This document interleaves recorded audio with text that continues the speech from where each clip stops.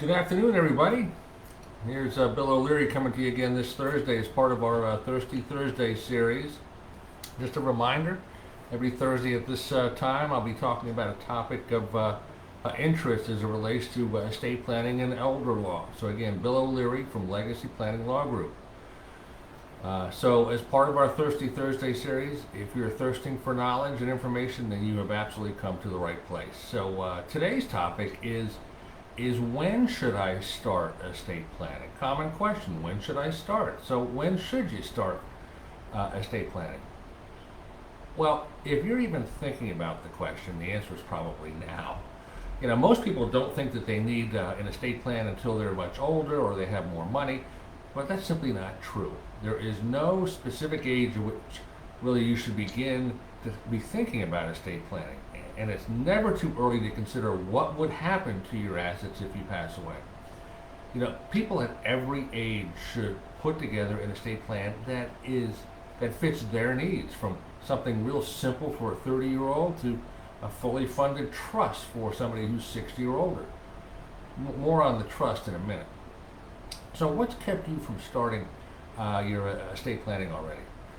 I don't know, maybe that you think that you're too young, you might be healthy, and boy, things like death and becoming incapacitated, they seem like faraway concepts. Or maybe you think you don't have the money, or maybe you're not sure what you want to do or how you want to pass on your assets and some other questions that you have.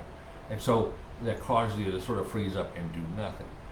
A good reason for beginning estate planning now is, look, it gives you control over what happens at your death. And knowing that you've provided for your loved ones can give you great peace of mind about your family's financial future if you can no longer provide for them. So, you know, no matter if you're the breadwinner in a family with a lot of assets, with children and grandchildren, or you're just a recent college graduate with your first job, now is a great time to begin estate planning. You know, young people, especially single people who don't have a lot of money, often think that they don't need an estate plan because they don't have much to leave to anyone. Well, that's okay, but however, having an estate plan can help, let's say, your parents pay for your funeral and your burial. It can also maybe help them have access to your assets if something happens to you, maybe in a car accident or a stroke, and you become incapacitated. So it's never too early to start. You know, the first step is to take an inventory of all of your assets. And, you know, these include your investments, whether they're valuable in a financial sense or maybe in an emotional sense, and things like jewelry, cars. Maybe it's that baseball card collection, or maybe your great grandmother's china that was handed down. Next, decide who you want to get those. What do you want to achieve with those? Who should inherit them? This is also the time to think about people who you would trust to handle your business affairs and medical care in the event you become incapacitated. Now, after you decide what kinds of gifts or bequests, as they call it, that you want to make, discuss your plans with your family, with your heirs. The sooner and clearer that you outline your intentions to your family and your friends, the less of a chance there will be for disagreements later on. So, when is the right time to think about estate planning? By paying attention to certain milestones in life, you can identify the right time to take care of your estate planning needs. So, I certainly recommend starting an estate plan the moment you become a legal adult. Why is that? Well, the reason is that once you become age 18, you are responsible for your own finances and health care. So you should want to consistently make sure that everything is accounted for. However, most young adults, to them, an estate plan is the furthest thing from their mind, which is normal. But why don't you consider some of the sort of common life events that would suggest putting an estate plan in place? Let's say that you open your first savings account, your first bank account. A natural next step is to designate where those funds in the account would go in the event that you die. You can designate a beneficiary. This will ensure that the account can be passed on to a loved one of your choice, or even to a charity. Hey, how about this? When you buy a home or maybe some other property, the purchase of a home or property, it's a definite indication to start estate planning, as you would most likely want to avoid lengthy probate proceedings if something were to happen to you. You don't want to stick your family in probate. How about getting married or maybe remarried? You know, a married couple combining assets, no matter how many assets we're talking about, is a crucial time to start estate planning. So take time to determine what happens in the event one of the spouses dies. How about travel? How about travel as an event in life? At the very least, it's a good idea to update your estate plan, even if you have one in place before a big trip, particularly if you travel for a long period of time or leave the country. Here's a big one: birth of a child, especially the first child. One of the most obvious sort of estate planning triggers is the birth of a child. You should think about who would I want to sort of take care of my child, be the guardian of my child, and make sure that your child has financial security if something were to happen. So again, as you prepare to have your first child, it's always smart to begin thinking about who you would want to appoint as your guardian.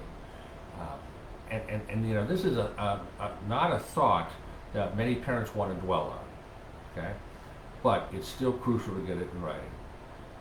And usually a guardian is named in a will, so that's the time to get a will, last will and testament.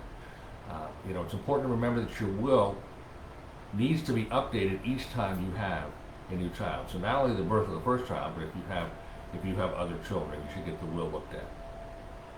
How about coming into some money? Let's say that you come into an inheritance.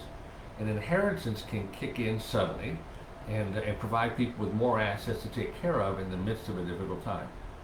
Updating your estate plan to reflect any additional money or assets you inherit is a great idea. How about some increase in wealth? Maybe you've gotten a new job. Well, anytime you come into money, you should put a good estate plan in place. Or if you already have one, update it. Divorce. I mentioned getting married. Well, divorce as well is one of those sort of life event triggers. If you find yourself divorced, it's critical to update any previous estate plan that were made with your former spouse. And how about maybe a grandchild? So now you're a grandparent. Well, with new family members to consider, it's a good idea to update your estate plan to make sure your grandkids are taken care of, if that's what you'd like to do. So, what about sort of different ages? Do the ages help guide us on when it's time to go ahead and do your estate planning? Well, let me go ahead and sort of take things progressively from younger to older. So people in their 20s. Well, as I've said, once you turn 18, your parents no longer have authority to make healthcare decisions or financial decisions for you. That's why it's important to visit a lawyer and get things like healthcare directives, which specify what actions should be taken regarding your health if you're no longer able to do that, and who is able to make those decisions. Or what about a power of attorney, where you can name someone to make financial decisions if you're not able to do so anymore. What about somebody in their 30s? Typically by your 30s, maybe you own a home, maybe you started a family, maybe you're starting to accumulate some financial assets. To make sure to protect your children and your spouse, it's a time to consider putting together a will which specifies who will inherit your assets and who will take care of selling your estate and who take care of your children if you do have children, or take care of your spouse if you were to pass away. What about people in their 40s? Well, if you're in your 40s and you have a will in place by then, congratulations. If not, it's time to catch up. Now, once in your 40s, it may also be a time, by the way, to talk to your parents about their estate plan. And while these conversations can be difficult, understanding your parents' long-term financial and healthcare wishes is usually best for everyone. So specifically, you may want to check with your parents to make sure they have legal documentation for things like how they're going to distribute their assets. Do they have a will? Do they have a trust? Do they have beneficiary designations? How are your parents going to have their medical decisions made for them if they become incapacitated, and who's going to make them? What about long-term care, including where they might want to live and how they're going to pay for it? Parents may even have a long-term care insurance policy. Be sure to ask them. People in their 50s and 60s. If you haven't done any estate planning by your 50s, you're not alone. According to AARP, 42% of baby boomers do not have even simple estate planning documents in place like a will. By the time you get into your 50s, and certainly by no later than your 60s, you may want to strongly consider a living trust as sort of the framework or the basis for your estate plan. By this point in your life, you've probably accumulated some assets, and a trust gives you much more control over where your assets will be distributed, not only while you're alive, if you were to become incapacitated, but also after you die. A trust can also make sure that your family gets your assets smoothly and easily, and they're not bogged down in the probate court system for 1 to 2 years at a great expense. And now, somebody in their 70s or older. At this point, hopefully the estate plan is complete. If not, you've definitely got some ground to make up. But if you do have a plan in place, your focus should be on reviewing or updating your plan as appropriate. Make sure that your estate plan is as clear as possible and ready to be executed when necessary. Okay? So again, what if you do have an estate plan? When should you get it updated, get it looked at? Estate planning triggers, like I've mentioned, are really milestones that might increase your wealth or impact how you want your assets distributed after your death. Maybe they're family situations. Each time you approach one of these life events, make sure that these additions are accounted for by updating your estate plan. Life can change quickly, and it's important to reflect that with good estate planning. A good rule of thumb is to revisit your estate plan every 3 to 5 years. And what about those with, a lot of assets?